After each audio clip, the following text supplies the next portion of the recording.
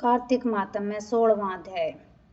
राजा पृथु ने कहा, हे नारद जी, यह तो आपने महाप्रभु शंकर की बड़ी अद्भुत कथा सुनाई, अतः कृपा करके आप यह भी बतलाइए कि उस समय राहु उस पुरुष से छूटकर कहाँ गया।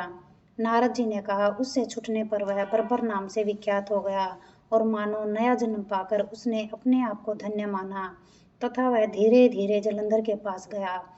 वहां उसने शंकर जी की चेष्टा कही।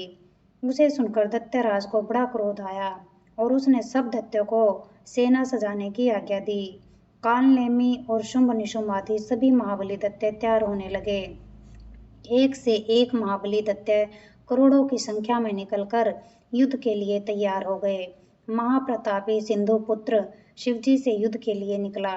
उसके आगे महर्षि शुक्राचार्य और छिन्न सिर राहु हुआ। फिर तो उसी समय जलंधर का मुकुट खिसक कर धरती पर गिर पड़ा। आकाश में मेघ छा गए और बड़े अपशकुन हुए। उधर इंद्र आदि सभी देवताओं ने एकत्र हो कैलाश पर जाकर शिवजी से जबरतांत कहा और यह भी कहा कि आपने जलंधर से युद्ध करने के लिए जो भगवान विष्णु को भेजा था वह उसके वशवर्ती हो गए हैं तथा लक्ष्मी सहित जलंधर के अधीन होकर उसके घर में निवास करते हैं। अब देवताओं को भी उसके यहाँ निवास करना पड़ रहा है। अब वह सागर पुत्र आपसे युद्ध करने को आ रहा है, अतः आप उसे मारकर हमारी रक्षा करो। देवताओं से यह सब कुछ सुनकर शंकर जी ने भगवान विष्णु से पूछा कि हे ऋषिकेश, युद्ध में आपने जलंधर का संहार क्यों नहीं किया और बैकुंठ को छोड़कर आप उसके घर कैसे चले गए। तब भगवान विष्णु ने हाथ जोड़कर शिवजी से कहा कि उसे आपका अंशी या लक्ष्मी जी का भाई होने के कारण मैंने नहीं मारा है। वह बड़ा ही वीर और देवताओं से अजय है। मैं सत्य कहता हूँ कि उसे कोई भी नहीं मार सकता। इस पर लक्ष्मी ने मुग्ध होकर मैंने स्वयं उसके घर में रहने का उसे वर दे दिया, इसलिए मैं उसके घर में रहता हूँ। हे सूरवर्य विष्णु, आप यह क्या कहते हैं? उस दैत्य जलंधर को मैं अवश्य मारूंगा, इसमें कुछ भी संदेह नहीं है। अब आप सब देवता जलंधर को मेरे द्वारा ही मरा जान अपने स्थान को जाइए। जब शंकर ने ऐसा कहा तो सब देवता संदेह रहित अपने स्थान को चले गए।